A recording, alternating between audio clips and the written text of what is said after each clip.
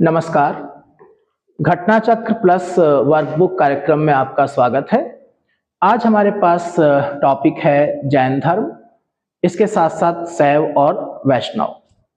इसके पूर्व हम लोग धार्मिक आंदोलन के अंतर्गत बौद्ध धर्म का लेक्चर डाल चुके हैं और उम्मीद है आपने उसको देखा है और वर्कबुक भी उसकी भरी है।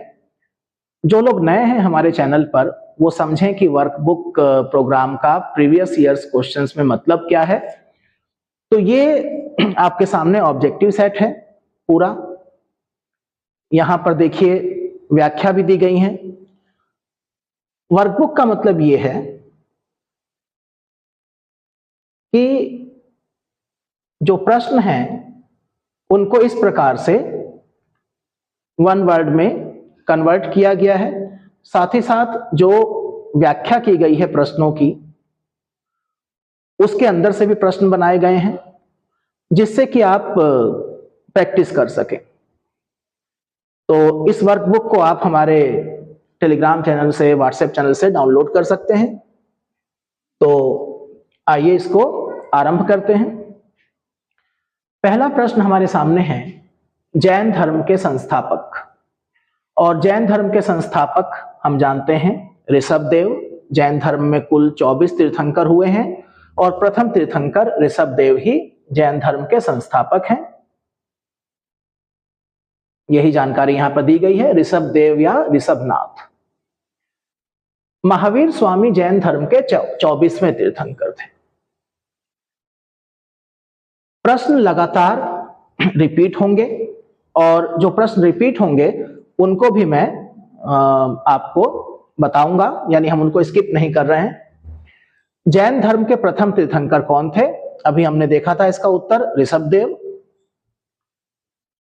जैन तीर्थंकर पार्श्वनाथ निम्नलिखित स्थानों में से मुख्यतः किससे संबंधित थे? तो पार्श्वनाथ वाराणसी, काशी के राजा अश्वसेन के पुत्र थे। तो वाराणसी, कभी कभी ज्ञान प्राप्ति स्थल आ जाता है, यहां पर फिलहाल इन चारों में से वाराणसी सही जवाब है। पार्श्वनाथ 23वें जैन तीर्थंकर थे। इनका जन्म वाराणसी के राजा अश्वसेन के यहां हुआ था। यहां पर दो अतिरिक्त जानकारियां मिल रही हैं। माता का नाम वामा देवी और प्रतीक चिन्ह जो है वो सर्प है। तो दो अतिरिक्त जानकारियां यहां पर हमें मिल गई। सुमेलित करना है, तीर्थंकरों की सूची है और उनके प्रतिमा लक्षण है। किस प्रतीक चिन्ह से उनको पहचाना जाता है? प्रतिमा लक्षण। तो 4 तीर्थंकर हैं, आदिनाथ, मल्लीनाथ, पार्श्वनाथ और संभवनाथ। और प्रतिमा लक्षणों में वृषभ है, अश्व है, सर्प है और जल कलश है। अब अभी आपने ऊपर वाले प्रश्न में देखा था कि पार्श्वनाथ के बारे में व्याख्या खंड में हमें जानकारी मिल गई थी कि उनका प्रतीक चिन्ह सर्प है। तो पार्श्वनाथ का प्रतीक चिन्ह सर्प है।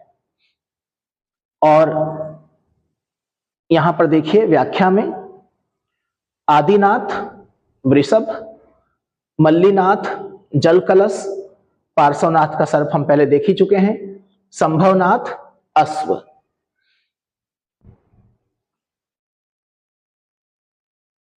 फिर से तीर्थंकर और उनके प्रतीक चिन्ह। पार्श्वनाथ देखिए दोबारा से आ गया, सर्प। आदिनाथ का अभी हमने देखा था। महावीर जो कि 24वें तीर्थंकर थे और शांतिनाथ। तो यहां पर देखिए पार्श्वनाथ सर्प, आदिनाथ वृषभ, महावीर स्वामी सिंह और शांतिनाथ का प्रतीक चिन्ह है हिरण। आप 24 के 24 तीर्थंकरों के प्रतीक चिन्ह याद कर सकते हैं। कम से कम 15 तो आपको प्रीवियस ईयर्स की व्याख्या खंड में ही मिल जाएंगे। अब यहां पर तीर्थंकरों की सूची देकर के उनके निर्वाण स्थल पूछे गए हैं कि ये कहां पर उनको निर्वाण प्राप्त हुआ। तो अब इसमें यह पूछा गया है कौन सा एक युग्म सही सुमेलित नहीं है। कौन सा युग्म सही सुमेलित नहीं है? वासु पूज्य का निर्वाण स्थल सम्मेद शिखर नहीं है। सम्मेद शिखर जो है वो पार्श्वनाथ का निर्वाण स्थल है। वासु पूज्यनाथ जो कि जैन धर्म के 12वें तीर्थंकर थे, इनको निर्वाण मिला था चंपापुर में। महावीर के बारे में हम जानते हैं पावापुरी, नेमिनाथ, उज्जयंत और ऋषभनाथ अष्टापद। कभी कभी इनके राज्य भी पूछे जा सकते हैं कि निर्वाण स्थल कहां पर है, आधुनिक समय में किस राज्य में है, तो आप उसको भी चेक कर सकते हैं। फिर एक प्रश्न है जहां पर तीर्थंकरों के नाम दिए गए हैं और उनसे संबंधित स्थल है।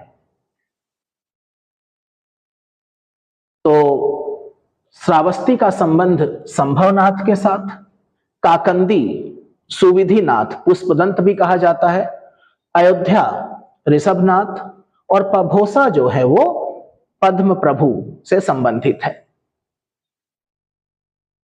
अब तीर्थंकरों के नाम देकर के कहा गया है कि उनको क्रम से लगाइए। क्रम से तात्पर्य है कि पहले कौन थे, उसके बाद कौन थे। तो यहां पर देखिए 24 के 24 तीर्थंकरों की सूची व्याख्या खंड में आ गई है, और इस सूची को अगर आप याद कर लेते हैं इसी क्रम में, तो फिर आपके लिए इस तरह के प्रश्न करने बहुत ही आसान हो जाएंगे कि कौन पहले है और कौन बाद में है। जैसे कि यहां पर अभिनंदन, उनके बाद पद्म प्रभु, उनके बाद विमलनाथ और फिर मुनि सुब्रतनाथ। आप यहां पर ब्रैकेट में लिख भी सकते हैं कि कौन से तीर्थंकर किस क्रम के थे। जब आप यहां पर देखेंगे तो अभिनंदन चौथे क्रम के हैं, या पुष्पदंत 9वें नंबर के हैं, या पद्मप्रभ 6ठे नंबर के हैं, इस तरीके से। और वर्कबुक में भी हम लोगों ने इसको कुछ ऐसे ही लिया है। अब इसके बाद महावीर स्वामी से संबंधित प्रश्न। महावीर स्वामी का जन्म कहां पर हुआ था? कुंडग्राम में। तो यहां पर कुछ अन्य जानकारियां हैं कि कुंडग्राम या कुंडलपुर में, वैशाली के निकट, लगभग 599 बीसी में। माता का नाम त्रिशला, जो कि वैशाली के लिच्छवी गणराज्य के प्रमुख चेटक की बहन थी। पिता सिद्धार्थ ज्ञात्रक क्षत्रियों के संघ के प्रधान थे। बड़े भाई नंदीवर्धन। कुछ किताबों में महावीर स्वामी का जन्म 540 बीसी भी माना गया है, लेकिन ज्यादा सही तिथि 599 बीसी ही है। तो आपको व्याख्या को बहुत ध्यान से पढ़ना चाहिए, क्योंकि यहां पर ऑब्जेक्टिव में तो आपको एक ही प्रश्न मिला कि कुंडग्राम में महावीर स्वामी का जन्म हुआ, लेकिन यहां पर आपको कुंडग्राम का दूसरा नाम कुंडलपुर किस महाजनपद के समीप था? वो वैशाली के पास। जन्म का वर्ष क्या था? माता, पिता, बड़े भाई, ये सारी जानकारी आपको यहां पर मिल रही है। रिवीजन हो रहा है आपका। कुंडलपुर किसका जन्म स्थान है? अभी हमने देखा महावीर स्वामी का। जैन धर्म के प्रवर्तक महावीर का मोक्ष स्थान कहां स्थित है? महावीर जी का मोक्ष स्थान कहां स्थित है? पावापुरी। निर्वाण कहां पर मिला है? पावापुरी। ये प्रश्न पीछे भी हमने देखा था।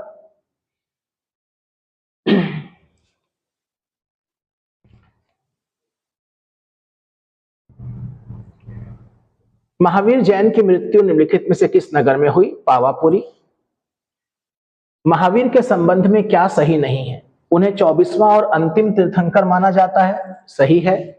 उनकी माता लिच्छवी के राजा चेटक की बहन थी, अभी हमने ऊपर ये देखा था, ये भी सही है। उन्होंने अपने जीवन काल में विवाह नहीं किया, ये सही नहीं है। दरअसल अगर आप थ्योरी पढ़ रहे हैं किसी भी स्टैंडर्ड टेक्स्ट बुक से, तो आपको पता होगा कि दिगंबर और श्वेतांबर जो विचारधारा है जैन धर्म की, उसमें इसको लेकर के मतभेद है। दिगंबर मानते हैं कि उन्होंने विवाह नहीं किया, जबकि श्वेतांबर मानते हैं कि उन्होंने विवाह किया था। लेकिन यहां पर जब हम देखेंगे तो यहां पर इन चारों में से यही पॉइंट ठीक नहीं है। पावापुरी में देह त्याग किया, ये भी सही है। माता का नाम आ गया यहां पर, यशोदा से इनका विवाह हुआ था।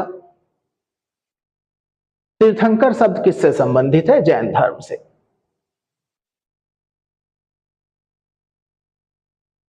कुल 24 तीर्थंकर। जैन तीर्थंकरों के क्रम में अंतिम कौन है? महावीर। तो आप देखिए 15 प्रश्न अभी तक आए हैं, जिसमें से आधे से ज्यादा प्रश्न रिपीट हुए हैं बार बार, और शायद ही कोई ऐसा प्रश्न हो जो ऊपर व्याख्या से जिसका उत्तर आपको ना मिल रहा हो, तो व्याख्या महत्वपूर्ण है। कौन एक जैन तीर्थंकर नहीं है? नाथ मुनि। नाथ मुनि जैन तीर्थंकर नहीं है। अगर आपको 24 तीर्थंकरों के नाम याद हैं, उनके प्रतीक चिन्ह याद हैं, तो इस तरह के प्रश्न बड़े आसानी से हो जाएंगे कि क्रम संख्या क्या है, कौन तीर्थंकर है, कौन नहीं है। तो नाथ मुनि तीर्थंकर नहीं है। प्रभासगिरी किसका तीर्थ स्थल है? प्रभासगिरी कौशाम्बी में है, जैन तीर्थ स्थल है। छठे जैन तीर्थंकर पद्म प्रभ से संबंधित है। ये भी ऊपर प्रश्न आया था, कौशाम्बी और पद्म प्रभ। जैन धर्म में पूर्ण ज्ञान के लिए क्या शब्द है? कैवल्य। और तीर्थंकरों को कैवल्य की प्राप्ति होती है। जैन धर्म में पूर्ण ज्ञान के लिए कैवल्य शब्द का प्रयोग किया गया है। महावीर स्वामी को 12 वर्ष की कठोर तपस्या के बाद जिम्भिक ग्राम के समीप ऋजुपालिका नदी के तट पर एक साल वृक्ष के नीचे कैवल्य पूर्ण ज्ञान प्राप्त हुआ था और तभी वो केवलिन कहलाए। महावीर स्वामी को साल वृक्ष के नीचे ज्ञान प्राप्त हुआ था। वृक्ष भी पूछा जा सकता है। महावीर स्वामी को किस नदी के तट पर ज्ञानोदय प्राप्त हुआ? अभी हमने यहां पर देखा ऋजुपालिका, तो ऋजुपालिका उत्तर है।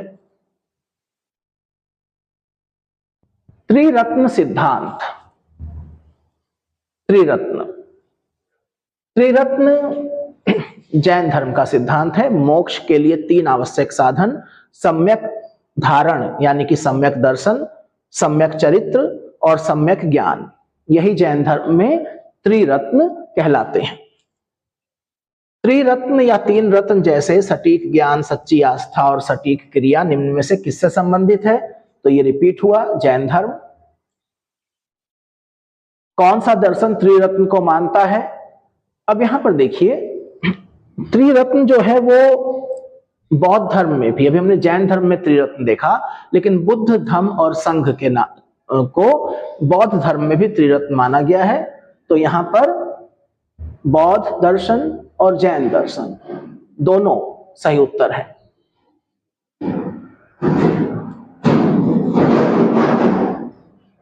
अणुव्रत सिद्धांत का प्रतिपादन किसने किया था? जैन धर्म में। अणुव्रत जैन धर्म की जो मूल शिक्षाएं हैं उनमें 5 महाव्रतों का पालन करने को कहा गया है। अहिंसा, सत्य, ब्रह्मचर्य, अस्तेय और अपरिग्रह। लेकिन ये बहुत कठोर व्रत हैं, इसलिए महाव्रत ये जैन साधुओं के लिए हैं, सन्यासियों के लिए हैं, भिक्षुओं के लिए हैं। गृहस्थों के लिए इसमें थोड़ी ढील दी गई है। तो अणुव्रत उनका छोटा रूप, क्योंकि संसार में रहते हुए, गृहस्थ जीवन में रहते हुए इनका पालन करना संभव नहीं है, जैसे कि ब्रह्मचर्य का। तो 5 अणुव्रत, अहिंसा, सत्य, अस्तेय, ब्रह्मचर्य, अपरिग्रह। स्याद्वाद सिद्धांत है जैन धर्म का।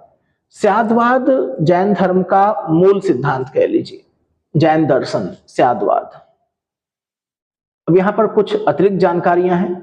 महावीर स्वामी जैन धर्म के 24वें तीर्थंकर थे, ये हम लगातार देख रहे हैं। क्या क्या मान्यताएं उनकी थी? उन्होंने वेदों को अस्वीकार किया। वेदों की अपौरुषेयता, अपौरुषेयता का मतलब यह है कि वेद डिवाइन है, वेद दैवीय हैं।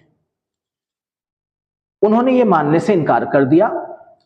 तत्कालीन धार्मिक सामाजिक जो बुराइयां थीं, पाखंड थे, उनका विरोध किया। कर्मकांडों का विरोध किया, जैसे कि यज्ञ का विरोध किया। आत्मवादियों तथा नास्तिकों के एकांतिक मतों को छोड़कर बीच का मार्ग अपनाया।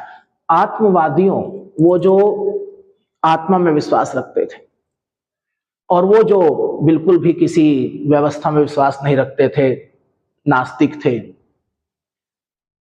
तो इन दोनों के बीच का मार्ग अपनाया, जिसे स्याद्वाद कहा गया। स्याद्वाद को सप्तभंगी न्याय या सप्तभंगी न्याय के नाम से भी जाना जाता है, कि सत्य के 7 रूप होते हैं। और यही ज्ञान की सापेक्षता का भी सिद्धांत है। तो सप्तभंगी न्याय, ज्ञान की सापेक्षता, ये सब आप दिमाग में रखेंगे। स्यादवाद किससे संबंधित है? जैन धर्म से। कौन सा सिद्धांत जैन धर्म से संबंधित है? अनेकांतवाद, सर्वस्तिवाद, स्यादवाद या शून्यवाद? तो अभी हमने देखा कि स्यादवाद तो जैन धर्म से संबंधित है ही, और अनेकांतवाद सप्तभंगी न्याय, सत्य के अनेक रूप होते हैं, तो अनेकांतवाद और स्यादवाद, तो 1 और 4। इसके पश्चात अब यहां पर इसकी व्याख्या है कि अनेकांतवाद और स्यादवाद जैन धर्म से संबंधित है। ऊपर जो व्याख्या आई थी जीवकृतु वही लिखी गई है कि महावीर स्वामी ने आत्मवादियों और नास्तिकों के एकांतिक मतों को छोड़ करके बीच का एक मार्ग अपनाया जिसको स्यादवाद कहा गया। स्यादवाद को सप्तभंगी न्याय भी कहा जाता है। यही ज्ञान की सापेक्षता का भी सिद्धांत है। स्यादवाद जैन दर्शन के प्रमाण शास्त्र से संबंधित अवधारणा है। अनेकांतवाद जैन दर्शन के तत्व शास्त्र से संबंधित अवधारणा है। शून्यवाद तथा सर्वास्तिवाद बौद्ध धर्म से संबंधित हैं। तो ये दो जानकारियां आपको और मिल गई। जैन दर्शन के अनुसार सृष्टि की रचना एवं पालन पोषण जैन दर्शन मानता है कि सार्वभौमिक विधान से हुआ है। सार्वभौमिक विधान, यहां पर एक व्याख्या है। जैन दर्शन के अनुसार समस्त विश्व जीव तथा अजीव, अब यहां पर जो आपके लिए इंपॉर्टेंट पॉइंट है कि समस्त विश्व जीव तथा अजीव नामक दो नित्य एवं स्वतंत्र तत्वों से मिलकर बना है। इसमें जीव चेतन है, अजीव अचेतन है, जड़ तत्व है। जीव से तात्पर्य उपनिषदों की सार्वभौमिक आत्मा से न होकर व्यक्तिगत आत्मा से है। जैन मत मानता है कि आत्माएं अनेक होती हैं, सृष्टि के प्रत्येक कण में जीवों का वास है। तो इसका ए जो है वो यहां पर देखिए सही उत्तर है कि सार्वभौमिक विधान से हुआ है। अनेकांतवाद किसका क्रोध सिद्धांत और दर्शन है? जैन मत का क्रोध सिद्धांत, मूल सिद्धांत। जैन दर्शन के संबंध में निम्नलिखित कथनों पर विचार करें। जैन दर्शन दो मुख्य सिद्धांतों के इर्द गिर्द घूमता है, अर्थात अनेकांतवाद और स्यादवाद। बिल्कुल सही है। अनेकांतवाद के अनुसार प्रत्येक प्राणी में कई गुण होते हैं। वह स्थायी गुण जो किसी वस्तु की प्रकृति का निर्माण करता है गुण कहलाता है। दोनों बिल्कुल सही उत्तर हैं, दोनों बातें सही हैं। ये इसी की व्याख्या की गई है और एक ही बात बार बार अब रिपीट हो रही है। एक बार फिर से इसको देख लेते हैं। जैन दर्शन के दो मुख्य सिद्धांत हैं। ये इतनी बार आएगा कि बिल्कुल आपके दिमाग में बैठ जाएगा। तो जैन दर्शन के दो मुख्य सिद्धांत हैं, अनेकांतवाद तथा स्यादवाद। अनेकांतवाद जैन दर्शन के तत्व शास्त्र से संबंधित है, जबकि स्यादवाद जैन दर्शन के प्रमाण शास्त्र से जुड़ा है। सत्ता की दृष्टि से जैन दर्शन जिसे अनेकांतवाद की संज्ञा प्रदान करता है उसे ही ज्ञान की दृष्टि से स्यादवाद की संज्ञा देता है। अनेकांतवाद के अनुसार प्रत्येक वस्तु या प्राणी के दो पक्ष होते हैं, नित्यता और अनित्यता, यानी वस्तुओं प्राणियों के अनंत गुण हैं। इनमें से कुछ गुण अनित्य यानी अस्थायी हैं और कुछ गुण नित्य हैं यानी कि स्थायी हैं। नित्य गुण कौन से हैं? जो वस्तुओं में निरंतर विद्यमान रहते हैं। इसके विपरीत अनित्य गुण जिनमें परिवर्तन होता रहता है। तो नित्य गुण वस्तु या प्राणी के स्वरूप या प्रकृति को निर्धारित करते हैं, इसलिए उन्हें आवश्यक गुण भी कहते हैं। जैन आवश्यक गुण को जो वस्तु के स्वरूप को निर्धारित करते हैं गुण कहते हैं, तथा अनावश्यक गुण को पर्याय कहते हैं।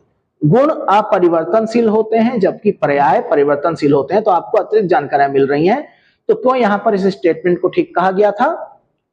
स्थायी गुण जो किसी वस्तु की प्रकृति का निर्माण करता है गुण कहलाता है।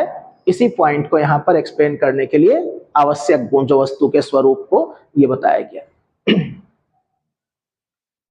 निम्नलिखित में से कौन सा धर्म विश्व विनाशकारी प्रलय की अवधारणा में विश्वास नहीं करता? जैन धर्म। बौद्ध धर्म में, हिंदू धर्म में, इस्लाम में, यहां तक कि ईसाईयत में भी और कुछ अन्य धर्मों में भी विश्व विनाशकारी प्रलय का कॉन्सेप्ट है, लेकिन जैन धर्म में नहीं है। व्याख्या क्या है? जैन धर्म में ईश्वर की कल्पना नहीं की गई है। जैन धर्म कहता है कि इस जगत की सृष्टि किसी ईश्वर के द्वारा नहीं की गई है, संसार नित्य है और शाश्वत है, यानी ये हमेशा रहेगा, उसका रूप परिवर्तित हो सकता है लेकिन प्रलय जैसा कुछ नहीं होगा। जैन धर्म का आधारभूत बिंदु क्या है? सबसे ज्यादा जोर किस चीज पर है? अहिंसा के ऊपर। अहिंसा जैन धर्म का आधारभूत बिंदु है। सम्यक चरित्र के अंतर्गत परिव्राजकों मतलब जो सन्यासी हैं, भिक्षु हैं, अथवा तापसों के लिए अहिंसा, सत्य, अस्तेय, ब्रह्मचर्य एवं अपरिग्रह जो 5 महाव्रत हैं, उनमें अहिंसा परमो धर्म। यापनीय किसका एक संप्रदाय था? जैन धर्म का। यापनीय जैन धर्म का एक संप्रदाय है, दिगंबर संप्रदाय का। हालांकि ये संप्रदाय श्वेतांबर मान्यताओं का भी पालन करता है, तो मूलतः दिगंबर संप्रदाय का उप संप्रदाय जो श्वेतांबरों की भी कुछ मान्यताओं को मानता है। भारत की धार्मिक प्रथाओं के संदर्भ में स्थानकवासी संप्रदाय का संबंध किससे है? जैन मत से है। स्थानकवासी का मतलब क्या हुआ? पहली बात तो ये, यहां पर 2 अतिरिक्त जानकारियां आपको मिलेंगी। ये प्रश्न इस रूप में भी आ सकता है जैसे ऊपर वाला आया कि यापनीय का संबंध किससे है, ऐसे ही आ सकता है स्थानकवासी का संबंध किससे है? श्वेतांबर से, श्वेतांबर जैनों से। ये लोंका, जिसकी स्थापना लोकासा ने की थी, उससे उत्पन्न हुआ है। इस संप्रदाय के लोग मूर्ति पूजक नहीं थे।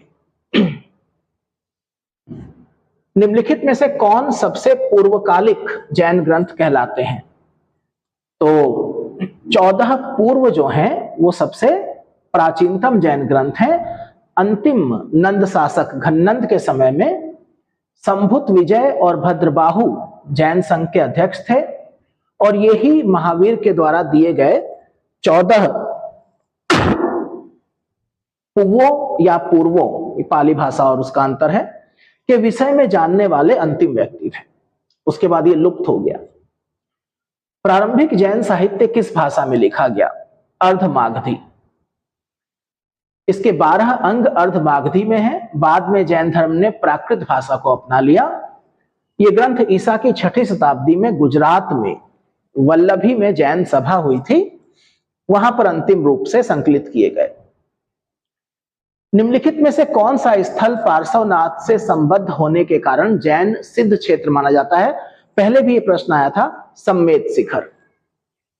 पार्श्वनाथ जैन धर्म के 23वें तीर्थंकर थे। अब यहां पार्श्वनाथ के बारे में जानकारी है। ये जो व्याख्या वाला खंड है घटना चक्र का, ये बहुत महत्वपूर्ण है और आपको 50 वर्ड में बहुत सटीक जानकारी देता है। तो ये आपकी मुख्य परीक्षा के लिए भी काम का है। जैसे कि उत्तराखंड पीसीएस में 50 शब्द में उत्तर लिखने को आता है, तो चाहे स्यादवाद के ऊपर आ जाए या पार्श्वनाथ के ऊपर टिप्पणी लिखने को आ जाए या किसी और सिद्धांत पर आ जाए, तो ये काफी काम का है कि कम शब्दों में ज्यादा जानकारी कैसे दी जाए। तो पार्श्वनाथ जैन धर्म के 23वें तीर्थंकर थे।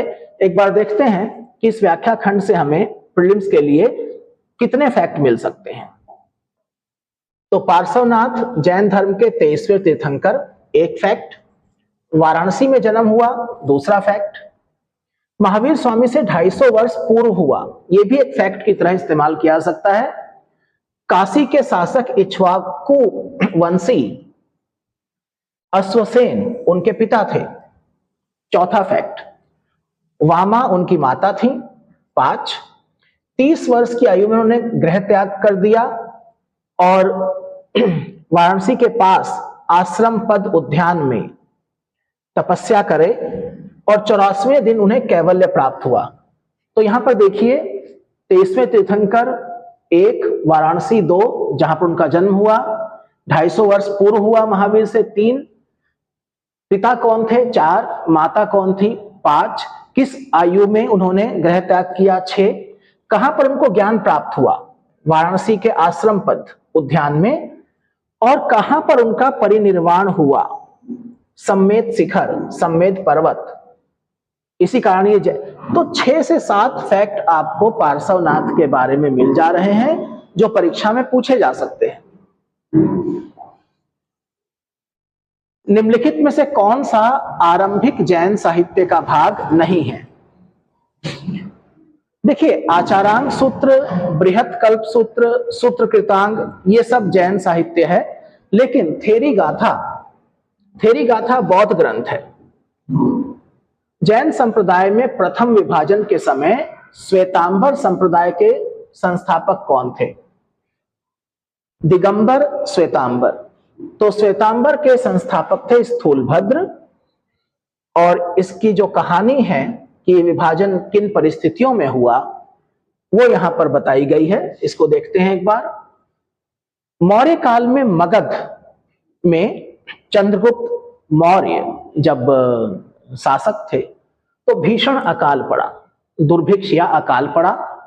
तो वहां पर रहने वाले जैन संघ के भद्रबाहु अपने अनुयायियों को लेकर के दक्षिण चले गए। अकाल समाप्त होने के बाद भद्रबाहु अपने अनुयायियों के साथ पुनः लौट करके आए, लेकिन जैन संघ के नियमों को लेकर भद्रबाहु और स्थूलभद्र जो मगध में ही थे उनके बीच में मतभेद हो गए। स्थूलभद्र अकाल की स्थितियों में ये देखते हुए कि मगध में रहना मुश्किल हो रहा था, उन्होंने अपने अनुयायियों को सफेद वस्त्र धारण करने के लिए निर्देश दिया, लेकिन भद्रबाहु ने निर्वस्त्र रखने के लिए ही कहा। तो इस प्रकार जैन संघ में 2 संप्रदाय विकसित हो गए, श्वेतांबर, श्वेत अंबर जैसे वस्त्र, और दिगंबर, आकाश ही जिसका आवरण है। भगवान महावीर का प्रथम शिष्य कौन था? जमाली। जमाली का विवाह महावीर की पुत्री प्रियदर्शना से हुआ था, और वही उनका पहला शिष्य भी था, और वही पहला संघ भेदी भी था। तो महावीर का प्रथम अनुयायी कौन था? यहां पर रिपीट हो गया, जमाली। किस जैन सभा में अंतिम रूप से श्वेतांबर आगम का संपादन हुआ? पाटलिपुत्र में। चंद्रगुप्त मौर्य के शासनकाल में पाटलिपुत्र में पहली जैन संगति आयोजित की गई, जिसमें श्वेतांबर आगम का संपादन किया गया। क्योंकि प्राचीन जैन शास्त्र, जैसा कि पीछे भी हमने जिक्र किया था, अंतिम घन नंद शासक के समय में नष्ट हो गए थे, तो स्थूलभद्र वगैरह को उसकी जानकारी थी, तो उनको दोबारा से इकट्ठा करने के लिए पहली जैन महासभा का आयोजन किया गया था, लेकिन इसमें भद्रबाहु के अनुयायियों ने भाग नहीं लिया था। किस स्थान पर प्रथम जैन परिषद का आयोजन किया गया था? अभी ऊपर वाले प्रश्न में हमने देखा, पाटलिपुत्र। और देखिए, कई बार हमें क्या लगता है कि एक प्रश्न आया, उसके बाद वो प्रश्न फिर रिपीट हुआ, तो क्या वास्तव में वो रिपीट हो रहा है? तो देखिए, किस जैन सभा में अंतिम रूप से श्वेतांबर आगम का संपादन हुआ, ये 2008 में आया है प्रश्न, और यहां पर इसकी व्याख्या है, इसमें कुछ और जानकारियां हैं। किस स्थान पर प्रथम जैन परिषद का आयोजन किया गया था? ये प्रश्न 2021 में उत्तराखंड पीसीएस में आया, तो होता है रिपीट।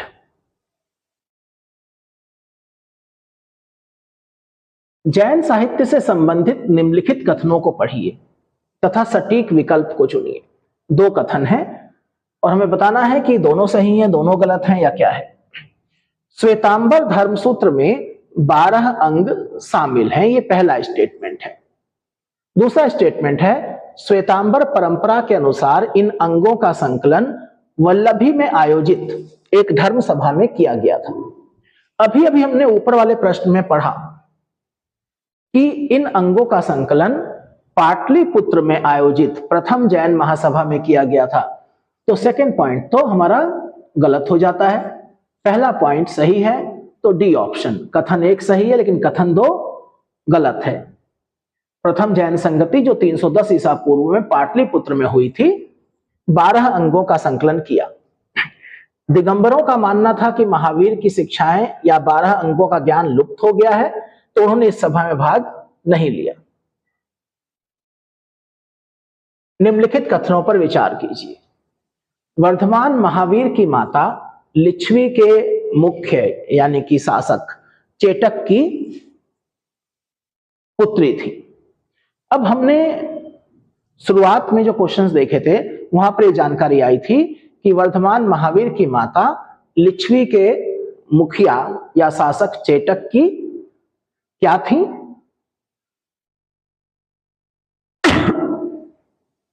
बहन थी। तो क्या पीछे स्टेटमेंट आया था? यहां पर व्याख्या में देखते हैं। वर्धमान महावीर की माता त्रिशला या विदेह दत्ता, अब एक और नाम मिल गया हमें, विदेह दत्ता वैशाली के लिच्छवी कुल के प्रमुख चेटक की बहन थी, पुत्री नहीं थी।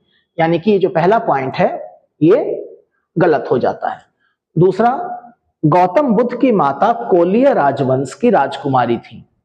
बिल्कुल ये सही है कथन। 23वें तीर्थंकर पार्श्वनाथ बनारस से थे, बनारस के शासक अश्वसेन के पुत्र थे। तो सेकंड और थर्ड ठीक है, पहला पॉइंट गलत है। चेटक की पुत्री नहीं थी, चेटक की बहन थी। देखिए, प्राचीन जैन धर्म के संबंध में निम्नलिखित कथनों में से कौन सा एक सही है? स्थूल बाहु के नेतृत्व में दक्षिण भारत में जैन धर्म का प्रचार हुआ। पाटलिपुत्र में हुई परिषद के पश्चात जो जैन धर्म के लोग भद्रबाहु के नेतृत्व में रहे वे श्वेतांबर कहलाए। प्रथम शतक ईसा पूर्व में जैन धर्म को कलिंग के राजा खारवेल का समर्थन मिला। जैन धर्म को कलिंग के शासक खारवेल का समर्थन तो मिला, लेकिन कब मिला? बौद्धों के विपरीत जैन धर्म की प्रारंभिक अवस्था में जैन धर्म के लोग चित्रों का पूजन करते थे। अब यहां पर बताना यह है कि कौन सा एक सही है।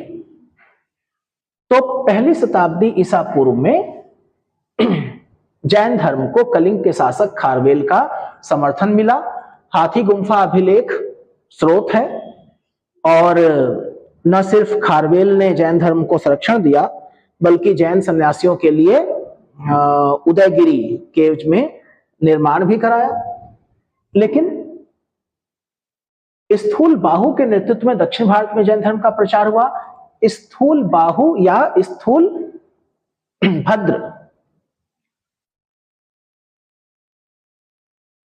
भद्रबाहु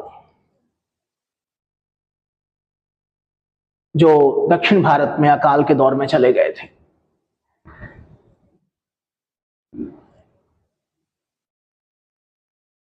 कलिंग के बारे में जानकारी है कि इन्होंने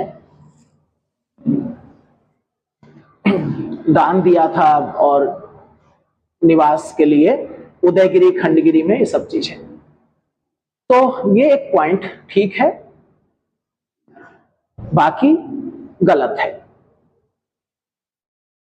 भद्रबाहु दिगंबर वाले थे और न तो बौद्ध धर्म में न जैन धर्म में प्रारंभिक अवस्था में कोई मूर्ति पूजा या चित्र पूजा नहीं थी।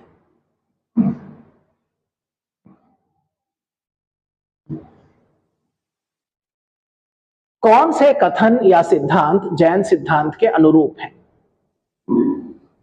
जैन फिलॉसफी से, जैन दर्शन से आप देख रहे हैं काफी प्रश्न आए हुए हैं, और शुरुआत से लेके 2001 से लेके 23 तक आईएएस में इस तरह के प्रश्न ज्यादा आए हैं। उसी के अंदर से फिर कुछ प्रश्न निकले हैं जो पीसीएस लेवल पर आए हैं। तो पहला है, कर्म को विनष्ट करने का सुनिश्चित मार्ग तपश्चर्या है। जैन दर्शन में तपस्या के ऊपर, कठोर आचरण के ऊपर काफी जोर है, और कर्म, जब तक आपके कर्म नहीं नष्ट होंगे तब तक आप मोक्ष के मार्ग पर चल नहीं पाएंगे। तो पहला स्टेटमेंट ठीक है। दूसरा, प्रत्येक वस्तु में चाहे वह सूक्ष्मतम कण हो आत्मा होती है। हमने अभी पिछले कुछ प्रश्नों में देखा था कि जैन दर्शन मानता है कि प्रत्येक कण कण में आत्मा होती हैं, अनेकों आत्माएं होती हैं। तो प्रत्येक वस्तु में चाहे वह सूक्ष्मतम कण हो आत्मा होती है, भी सही है। कर्म आत्मा का विनाशक है और और अवश्य इसका अंत करना चाहिए। पहला और तीसरा पॉइंट आपस में मिलते हैं, तो तीनों सही हैं।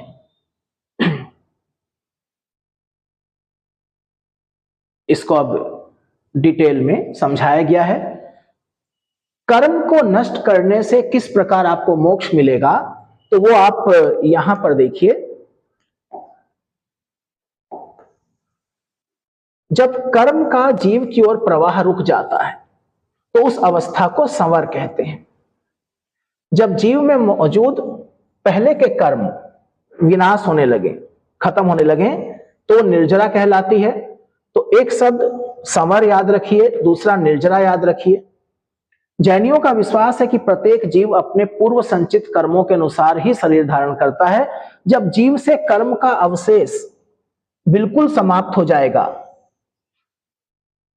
तो आपको मोक्ष मिल जाएगा, अर्थात आपका पुनर्जन्म नहीं होगा। इसी को मोक्ष कहा गया है। तो जैन धर्म में मोक्ष के लिए जो 3 आवश्यक साधन है, त्रिरत्न, सम्यक दर्शन, सम्यक ज्ञान, सम्यक चरित्र। महावीर ने मोक्ष के लिए कठोर तपश्चर्या और काया क्लेश पर भी बल दिया है। मोक्ष के बाद ही आप अनंत चतुष्टय, ये भी प्रीलिम्स में प्रश्न आ सकता है कि अनंत चतुष्टय में क्या क्या शामिल है। अनंत ज्ञान, दर्शन, वीर्य और सुख। ये तभी संभव है जब आप आवागमन, जन्म और मृत्यु के चक्र से छूट जाए। समाधि मरण किस दर्शन से संबंधित है? समाधि मरण के लिए ही किताबों में सल्लेखन वर्ड का भी इस्तेमाल किया गया कि सल्लेखन क्या होता है या सल्लेखना विधि क्या होती है। जैन दर्शन से संबंधित है समाधि मरण, सल्लेखना। इसी को संथारा भी कहा जा रहा है। जीवन के अंतिम समय में स्वेच्छा से अपनाई जाने वाली एक जैन प्रथा कि एक आदर्श जैन को, एक आदर्श सन्यासी को, जैन सन्यासी को अपने जीवन का अंत किस प्रकार से करना चाहिए, उपवास के द्वारा करना चाहिए। इसे दिगंबर मत में समाधि मरण या सल्लेखना कहा जाता है। श्वेतांबर पद्धति में इसको संथारा कहा गया है। तो संथारा और सल्लेखना का अंतर भी प्रीलिम्स में पूछा जा सकता है। अभी तक जो प्रश्न पूछा गया है वो सिर्फ यही पूछा गया है कि इसका अर्थ क्या है या ये किस दर्शन से संबंधित है। संथारा और सल्लेखना का अंतर अभी तक परीक्षा में नहीं पूछा गया है, और जो नहीं पूछा गया है वो महत्वपूर्ण है। निम्नलिखित कथनों पर विचार कीजिए।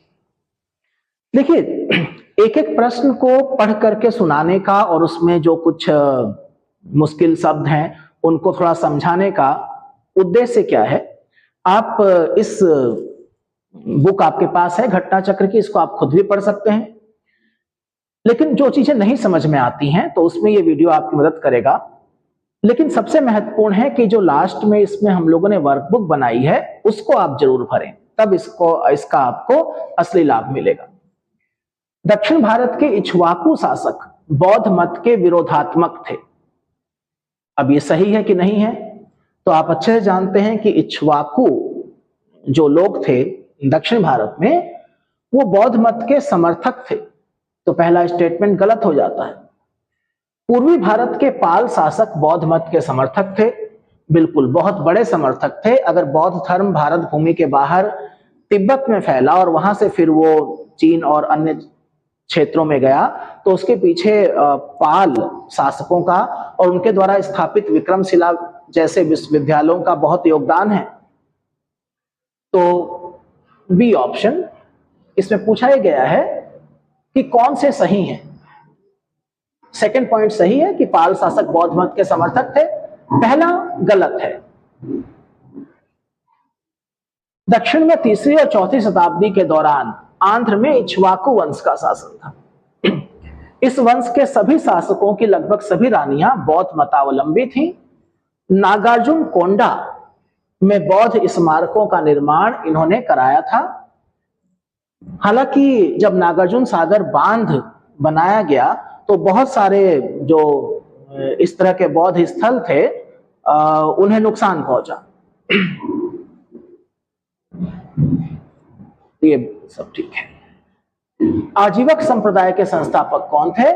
मखलीपुत गोसाल। शुरुआत में महावीर के शिष्य मखलीपुत गोसाल आजीवक संप्रदाय के संस्थापक, एक जमाने में, एक दौर में इनके शिष्यों की संख्या महावीर से भी ज्यादा थी। बाद में मतभेद हुआ।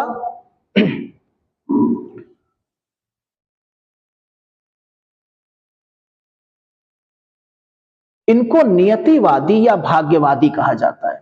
ये मान के चलते थे कि संसार की प्रत्येक वस्तु भाग्य द्वारा पूर्व नियंत्रित और संचालित है। आजीवक भी काफी कठोर और सदाचारी जीवन जीते थे।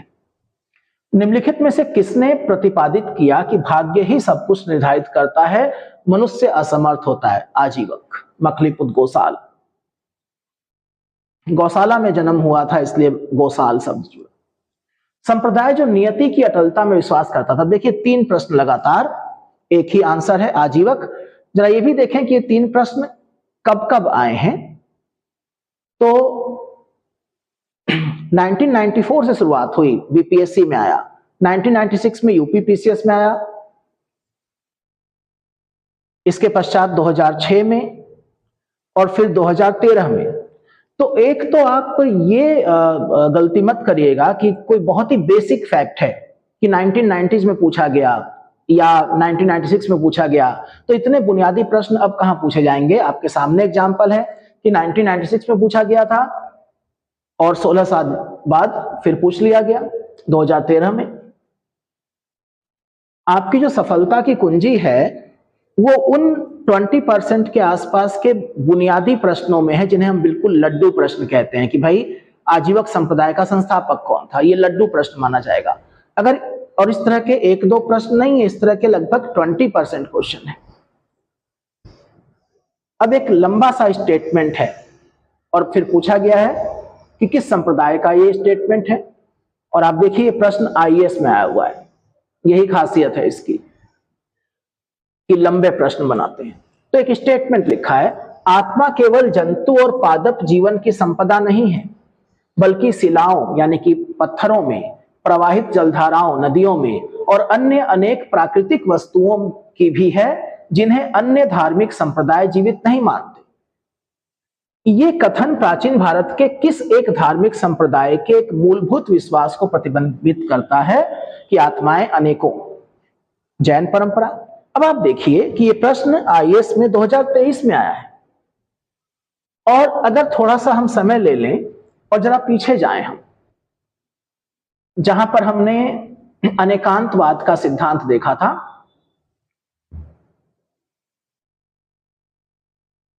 जैन सिद्धांत के अनुसार सृष्टि के कण कण में जीवों का वास है। यहां पर भी देखा था और इससे पहले भी हमने देखा था। तो एक बार को जब हम देखते हैं कि देखिए आईएएस में पता नहीं कहां से उठा करके एक स्टेटमेंट रख दिया गया, इस तरह के प्रश्नों का क्या कर सकते हैं। लेकिन आप ये भी देखिए कि स्टेटमेंट में है क्या। उस स्टेटमेंट में जो बुनियादी जानकारी दी गई है कि आत्मा केवल जंतु और पादप जीवन की संपदा नहीं है, बल्कि वो पत्थरों, नदियों और अन्य प्राकृतिक वस्तुओं की भी है। तो ये जानकारी तो इससे पहले भी परीक्षाओं में पूछी जा चुकी है और जो इसका व्याख्या खंड है उसमें भी ये जानकारी है। तो 2023 की परीक्षा में जाने से पहले अगर आपने इस बुक को किया था तो ये क्वेश्चन आपका ठीक हो जाना चाहिए था। लेकिन कई लोगों ने कहा 2023 में कि ये तो पता नहीं कहां से दे दिया। तो अगर हमें किताब का नहीं भी पता है तो प्रीवियस ईयर से भी हमें मदद मिल रही है। तो इसका आंसर है जैन परंपरा। अब यहां पर व्याख्या में हमें एक जैन आचार्य हैं गुरुदेव चित्रभानु, उनका एक स्टेटमेंट मिल रहा है, तो ये आप पढ़ सकते हैं। पृथ्वी, जल, अग्नि, वायु और स्पर्श संवेदना वाले पौधों में भी आत्माएं होती हैं। सूची का प्रश्न आया है, संप्रदाय और व्यक्ति। तो जैसे कि हम जानते हैं मखलीपुत गोसाल, हमने चर्चा करी थी अभी, लगातार 3 प्रश्न आए थे। आजीवक। पीछे आया था एक प्रश्न जिसमें शून्यवाद का जिक्र था और शून्यवाद नागार्जुन से संबंधित है। लकुलिस, लकुलिस को भगवान शिव का अवतार माना जाता है और वो पाशुपत संप्रदाय के संस्थापक हैं। और क्या बचा? भद्रबाहु जैन धर्म।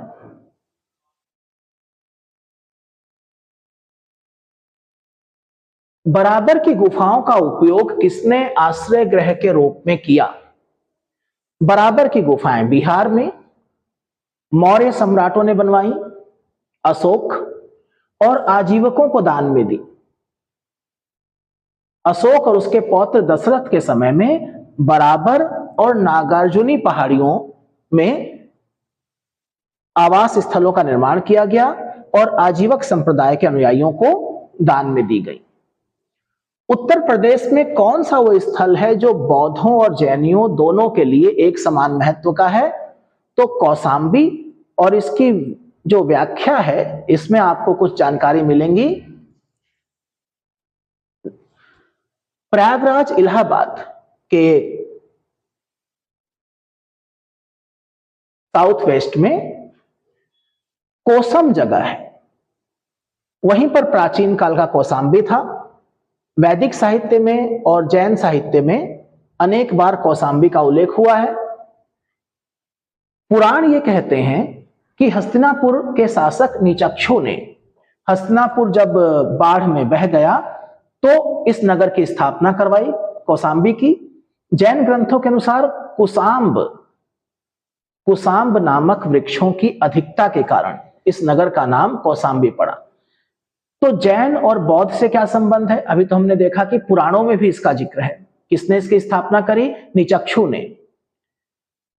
बुद्ध ने इस नगर में जाकर के कई बार धर्मोपदेश दिया, लोगों को अपना शिष्य बनाया। यहां पर बहुत सारे विहार थे जिसमें बहुत महत्वपूर्ण था घोषिताराम विहार। घोषित नाम के श्रेष्ठी ने इसका निर्माण कराया था। श्रेष्ठी मतलब व्यापारी समझ लीजिए। और जैन धर्म के छठे तीर्थंकर पद्मप्रभ या पद्म प्रभु, पीछे भी इनका प्रश्न आया था, का प्रसिद्ध मंदिर प्रभास गिरी पाभोसा यहीं अवस्थित है। तो देखिए पाभोसा भी पीछे पूछा जा चुका है, कौशाम्बी भी पूछा जा चुका है और पद्म प्रभु भी पीछे पूछे जा चुके हैं। यानी कि प्रीवियस ईयर्स के आधार पर यह प्रश्न भी सॉल्व हो सकता है। कौन सा एक कथन सही नहीं है? श्रवणबेलगोला स्थित गोमतेश्वर की प्रतिमा जैनियों के अंतिम तीर्थंकर को दर्शाती है? नहीं।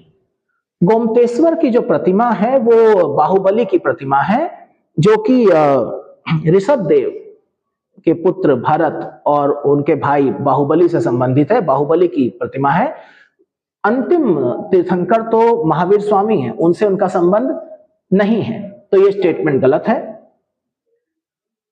भारत का सबसे बड़ा बौद्ध मठ अरुणाचल प्रदेश में है, ये ठीक है। खजुराहो के मंदिर चंदेल राजाओं ने बनवाए, ये भी ठीक है।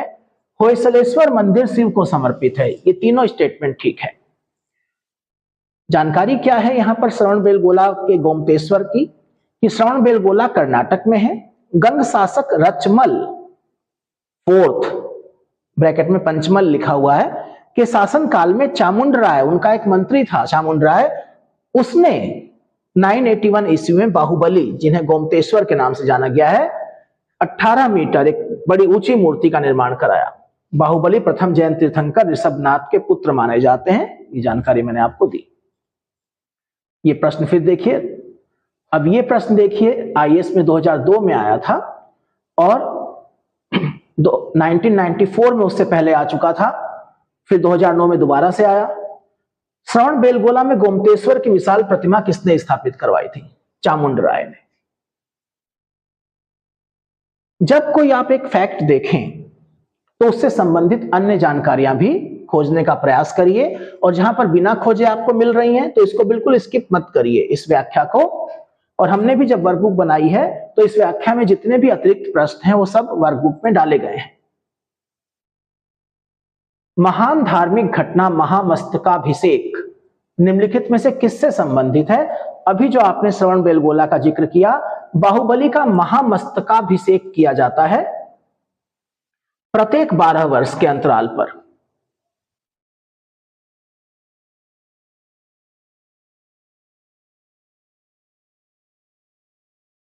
प्राचीन भारत के, अब देखिए यहां पर क्या हो रहा है कि जैन मत के जो हमारे प्रश्न थे वो समाप्त हो गए हैं और हमारे पास यहां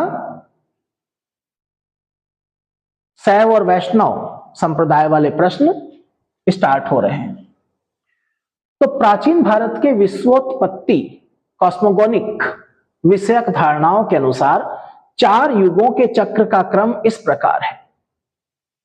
तो कृत, त्रेता, द्वापर और कलियुग। कृत मतलब सतयुग, त्रेता युग, द्वापर युग और कलियुग। जो लोग नहीं तैयारी करते हैं या जो नहीं इतिहास पढ़ते हैं वो भी इन 4 युगों के बारे में जानते हैं कि सतयुग है, त्रेता युग है, द्वापर युग है और वर्तमान में कलियुग चल रहा है, कलियुग। निम्नलिखित में से कौन सा प्राचीन भारत में शैव संप्रदाय था? आजीवक हम जानते हैं बिल्कुल अलग था, यानी इन चारों में से आजीवक को हर स्टूडेंट पहचानता है जो तैयारी कर रहा है। इसका उत्तर है मत मयूर। इसको बिल्कुल याद कर लीजिए आप कि प्राचीन भारत में मत मयूर शैव संप्रदाय था। हालांकि जब हम किताबों में पढ़ते हैं तो जो 4 प्रमुख शैव संप्रदाय हैं उनमें पाशुपत, कापालिक यही सब आते हैं। तो मत मयूर।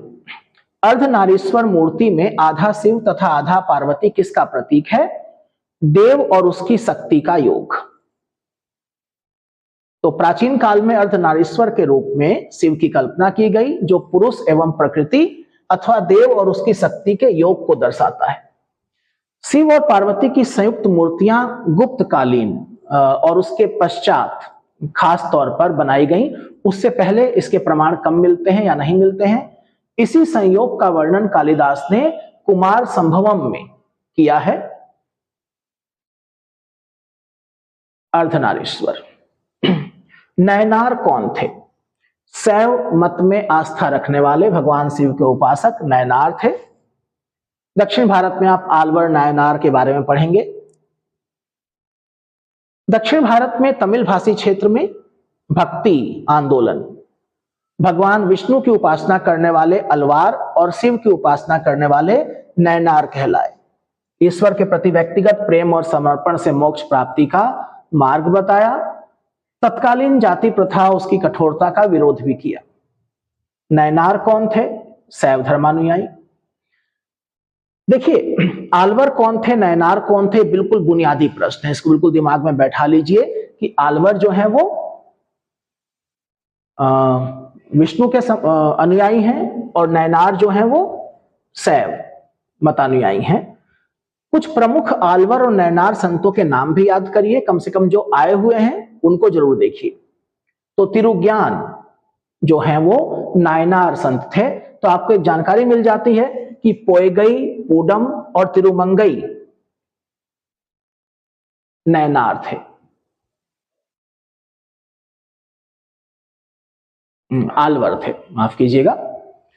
पोएगई, पूडम और तिरुमंगई आल्वर संत थे, जबकि तिरुज्ञान नयनार था। भागवत संप्रदाय के विकास में किसका देन अत्यधिक है? गुप्त काल में भागवत संप्रदाय। भागवत अथवा वैष्णव धर्म का चरमोत्कर्ष गुप्त राजाओं के शासनकाल में हुआ। गुप्त नरेश वैष्णव मतानुयायी थे। उनका राजकीय चिन्ह भी गरुड़ था।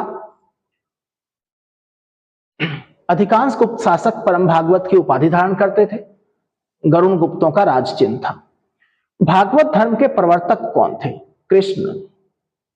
भागवत धर्म के प्रवर्तक वृष्णि सात्वत वंशी कृष्ण थे। वसुदेव का पुत्र होने की वजह से उनको बोला गया वासुदेव, और मथुरा के निवासी थे। आपने वैदिक काल में भी पढ़ा था, छांदोग्य उपनिषद में उनको देवकी पुत्र और घोर अंगिरस का शिष्य बताया गया है, अंगिरस ऋषि का शिष्य बताया गया। ये प्रश्न आ गया यहां पर, किस ग्रंथ में सर्वप्रथम देवकी के पुत्र कृष्ण का वर्णन किया गया है? छांदोग्य उपनिषद में। वासुदेव कृष्ण की पूजा सर्वप्रथम किसने प्रारंभ करी? भागवतों ने। वासुदेवक भागवत वासुदेव की उपासना करने वाले वासुदेवक या भागवत कहलाए, और वासुदेव का अर्थ यहां पर कृष्ण से है। पाणिनि के समय में वासुदेव नाम प्रचलन में है। किस देवता को कला में हल लिए प्रदर्शित किया गया है? बलराम, कृष्ण के बड़े भाई बलराम, इसीलिए उनको हलधर भी कहा जाता है कि उन्होंने कंधे पर हल रखा हुआ है। भागवत संप्रदाय में भक्ति के कितने रूप माने गए हैं? 9। नवधा भक्ति, मोक्ष प्राप्ति के लिए। हेलियोडोरस का बेस नगर अभिलेख, ये प्रश्न मौर्योत्तर काल में जब हम सुंग वंश को पढ़ेंगे तो भी आएगा, क्योंकि सुंग शासक जो है भागभद्र, उसके दरबार की घटना है। फिर जब हम इंडो ग्रीक पढ़ेंगे, हिंद यूनानी, तो भी इस घटना का जिक्र होगा, क्योंकि हेलियोडोरस हिंद यूनानी शासक का राजदूत है। तो 3 जगह ये प्रश्न आता है। और प्राचीनतम अभिलेखीय प्रमाण है भागवत धर्म का हेलियोडोरस का बेस नगर अभिलेख, वासुदेव से संबंधित है। भागवत धर्म से संबद्ध प्रथम उपलब्ध प्रस्तर स्मारक विदिशा बेस नगर का गरुड़ स्तंभ है। इससे पता चलता है कि तक्षशिला के यवन शासक एंटीयोलकिड्स का राजदूत हेलियोडोरस था। कभी कभी सिर्फ यही पूछा जाता है कि हेलियोडोरस किसका राजदूत था? एंटीयोलकिड्स का। उसने न सिर्फ भागवत धर्म ग्रहण किया, बल्कि इस स्तंभ की स्थापना करवाकर उसकी पूजा की थी। इस पर उत्कीर्ण लेख में हेलियोडोरस को भागवत तथा वासुदेव को देव देवस अर्थात देवताओं का देवता कहा गया है। और जिस समय इस गरुड़ स्तंभ की स्थापना करवाई गई तो सुंग वंश का नवा शासक भागभद्र शासन कर रहा था। भागवत धर्म से संबंधित प्राचीनतम अभिलेख, अभी जो प्रश्न गया, हेलियोडोरस का बेस नगर अभिलेख। भागवत धर्म का ज्ञात सर्वप्रथम अभिलेखीय साक्ष्य, वही ऊपर वाला प्रश्न, बेस नगर का गरुड़ स्तंभ। बेस नगर अभिलेख का हेलियोडोरस कहां का निवासी था? अभी हम लोगों ने पीछे क्या जानकारी हासिल करी कि हेलियोडोरस एंटीयोलकिड्स का राजदूत था, और एंटीयोलकिड्स या इंडो ग्रीक की राजधानी कहां पर थी? तक्षशिला में। विष्णु के किस अवतार को सागर से पृथ्वी का उद्धार करते हुए अंकित किया जाता है? वाराह अवतार। आपको करना यह भी चाहिए कि विष्णु के 10 के 10 अवतार को आप एक क्रम से याद कर लीजिए। जब आप क्रम से याद करेंगे तो साथ में यह भी देखेंगे कि उस अवतार का उद्देश्य क्या था, वो अवतार क्यों हुआ। तो भगवान विष्णु ने दैत्य राज हिरण्याक्ष का वध करने के लिए वाराह रूप धारण किया था, उसके चंगुल से धरती को छुड़ाया था। पौराणिक चित्रों में वाराह भगवान धरती को अपने दांतों के ऊपर संतुलित कर सागर से निकालते हुए दर्शाए गए हैं। इस अवतार में मानव शरीर पर वाराह का सिर और 4 हाथ हैं, जो कि भगवान विष्णु की तरह शंख, चक्र, गदा और पद्म लिए हुए हैं। दैत्य हिरण्याक्ष से युद्ध कर रहे हैं। गुप्त काल में विष्णु का वाराह अवतार बहुत ही प्रसिद्ध था। भारत में आस्तिक और नास्तिक संप्रदायों में कौन सा विभेदक लक्षण है, अंतर कर सके जिससे हम? आस्तिक और नास्तिक संप्रदायों में तो वेदों की प्रामाणिकता में आस्था मूल तत्व है, बाकी चीजें 19-20 हो रही हैं। स्वर्ग नरक उन संप्रदायों में भी है जिन्हें नास्तिक कहा जाता है। अब यहां पर देखिए, एक राइटर, विद्वान राममूर्ति पाठक, पुस्तक भारतीय दर्शन की समीक्षात्मक रूपरेखा, वो कहते हैं कि आस्तिक और नास्तिक संप्रदाय के वर्गीकरण का आधार कभी वेद प्रामाण्य में विश्वास रहा है, तो कभी ईश्वर की सत्ता में विश्वास, परलोक की मान्यता भी इस वर्गीकरण का आधार रही है। किंतु वेद प्रामाण्य में विश्वास ही इस वर्गीकरण का सर्वसम्मत आधार बना है। अर्थात आस्तिक संप्रदाय वे हैं जो वेदों की प्रामाणिकता में विश्वास करते हैं, नास्तिक वो हैं जो वेदों की प्रामाणिकता में विश्वास नहीं करते। निम्नलिखित में से कौन मोक्ष के साधन के रूप में ज्ञान, कर्म तथा भक्ति को समान महत्व देता है? ज्ञान को, कर्म को और भक्ति को। भगवत गीता। ज्ञान योग, कर्म योग और अंततः भक्ति। कृष्ण ने अर्जुन को तमाम उपदेश दिए, दर्शन से लेकर के और सब कुछ, लेकिन आखिर में क्या करना पड़ा? आखिर में उन्हें अपना विराट रूप दिखाना पड़ा। आखिर में भक्ति भाव की प्रधानता हो गई। तो गीता में ज्ञान, कर्म तथा भक्ति को समान महत्व दिया गया है। भगवत गीता में भगवान श्री कृष्ण के द्वारा ये पूरा एक श्लोक अब इसमें दे दिया गया है।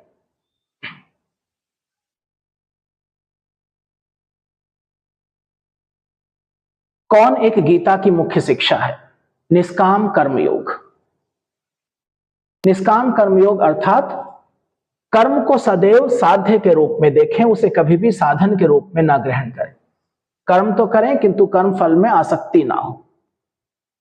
गीता के निष्काम कर्म योग में ज्ञान, भक्ति और कर्म का समन्वय है।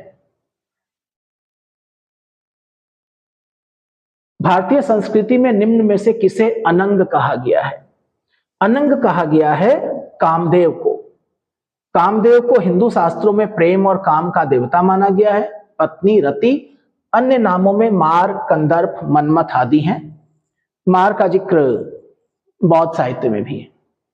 निम्नांकित में से कौन प्रस्थान त्रयी में सम्मिलित नहीं है? तो याद कर लीजिए, प्रस्थान त्रयी में सम्मिलित कौन कौन से हैं? उपनिषद, ब्रह्मसूत्र और भगवत गीता को वेदांत की प्रस्थान त्रयी कहा जाता है। तो उपनिषद, ब्रह्मसूत्र और भगवत गीता के अलावा जो भी चौथा ऑप्शन आ जाए, जैसे कि भागवत, तो वो प्रस्थान त्रयी में नहीं होगा। वह प्राचीन स्थल जहां 60,000 मुनियों की सभा में संपूर्ण महाभारत कथा का वाचन किया गया था, नैमिषारण्य। उत्तर प्रदेश के सीतापुर जनपद के नैमिषारण्य में मान्यता है कि 60,000 मुनियों का निवास था। यहीं पर सूत गोस्वामी ने शौनक एवं अन्य मुनियों के समक्ष संपूर्ण महाभारत कथा का वाचन किया था। इसके पूर्व महाभारत कथा का वाचन वैशंपायन ने राजा जन्मेजय के लिए किया था। वैशंपायन का नाम पूछा जा सकता है, जन्मेजय का नाम भी पूछा जा सकता है। रामायण के किस कांड में राम और हनुमान की पहली भेंट का वर्णन है? किष्किंधा कांड। वाल्मीकि रचयिता, संस्कृत भाषा में रचित कुल 7 कांड। चौथा कांड किष्किंधा कांड है, जिसमें राम और हनुमान की भेंट है। बालीवध, सुग्रीव के वानर शासक बनने का वर्णन है। वाल्मीकि रामायण। कालिका पुराण किस धर्म से संबंधित है? शाक्त धर्म से। देवी दुर्गा और उनके 9 रूपों की उपासना, शाक्त धर्म। कालिका पुराण को काली पुराण या सती पुराण भी कहा जाता है। हिंदू धर्म की शाक्तवाद परंपरा में प्रमुख उप पुराणों में से एक है। सुमिलित करना है देवता और उनकी पहचान। शिव, विष्णु, गणेश, सरस्वती। तो शिव त्रिशूल, विष्णु चक्र, गणेश रस्सी या फंदा और सरस्वती वीणावादिनी। पुरी में रथ यात्रा किसके सम्मान में निकाली जाती है? भगवान जगन्नाथ के। ये पूछा जा सकता है कब निकाली जाती है? आषाढ़ माह के शुक्ल पक्ष में। भगवान जगन्नाथ कृष्ण का रूप, बलराम और बहन सुभद्रा के सम्मान में रथ यात्रा निकाली जाती है। नासिक में कुंभ मेला निम्न में से किस एक नदी के तट पर लगता है? गोदावरी नदी। कुंभ मेला जहां जहां लगता है, जिन नदियों किनारे लगता है, वो आपको पता होने चाहिए। जैसे कि नासिक के अलावा हरिद्वार में गंगा तट पर, प्रयागराज में गंगा, यमुना और विलुप्त सरस्वती के संगम पर, और उज्जैन में क्षिप्रा नदी के तट पर लगता है। नाथपंथियों, सिद्धों और योगियों ने भक्ति धर्म को किस क्षेत्र में लोकप्रिय बनाया? उत्तर भारत में। थोड़ा सा यहां पर आपको जानना चाहिए कि नाथपंथी, सिद्ध और योगियों, खासतौर पर नाथपंथी, इन्होंने साधारण तर्क वितर्क का सहारा लेकर के, अर्थात लॉजिक, साधारण तर्क वितर्क का सहारा लेकर रूढ़िवादी धर्म के कर्मकांडों और अन्य बनावटी पहलुओं और तत्कालीन सामाजिक व्यवस्था की आलोचना की। जो सामाजिक कुरीतियां थी उनकी आलोचना करी। इन्होंने संसार का परित्याग करने का समर्थन किया, निराकार परम सत्य का चिंतन मनन और उसके साथ एक हो जाने की अनुभूति को मोक्ष का मार्ग बताया। इसके लिए इन्होंने योगासन, प्राणायाम, चिंतन मनन जैसी क्रियाओं के माध्यम से मन एवं शरीर को कठोर प्रशिक्षण देने की आवश्यकता पर बल दिया। तो ये जो 2-3 पॉइंट हैं यहां पर, ये बहुत महत्वपूर्ण है। यहां से प्रश्न आ सकता है कि निम्नलिखित में से कौन कौन से कथन नाथपंथियों के बारे में सत्य नहीं है।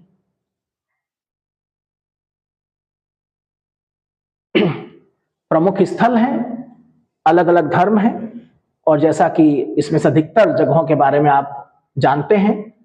जैन धर्म का संबंध पावापुरी से, हिंदू धर्म का संबंध वाराणसी से, इस्लाम का संबंध मदीना से, और ईसाई धर्म का संबंध वेटिकन सिटी।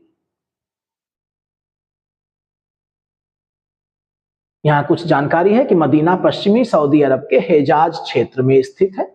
मक्का के बाद इस्लाम धर्म का दूसरा पवित्रतम शहर है। वेटिकन सिटी यूरोप में इटली में स्थलरुद्ध संप्रभु देश है। मात्र 44 हेक्टेयर, विश्व का सबसे छोटा, जनसंख्या और क्षेत्रफल दोनों में। रोम के बिशप, जिन्हें पोप भी कहा जाता है, उसके द्वारा इसका एडमिनिस्ट्रेशन होता है। पावापुरी जैनियों का पवित्रतम तीर्थ स्थान है। महावीर स्वामी को निर्वाण प्राप्त हुआ था यहां पर। वाराणसी गंगा नदी के तट पर हिंदुओं का पवित्र तीर्थ स्थान है। तो इस तरीके से आप देखिए, जैन धर्म, शैव और वैष्णव, 1-2 प्रश्न शाक्त धर्म के भी थे। इन सभी प्रश्नों के अगेंस्ट में यहां पर देखिए वर्कबुक है। इस वर्कबुक को आप डाउनलोड करें और इसको फिल करें, और बाद में कभी भी प्रैक्टिस के लिए इसको इस्तेमाल करें।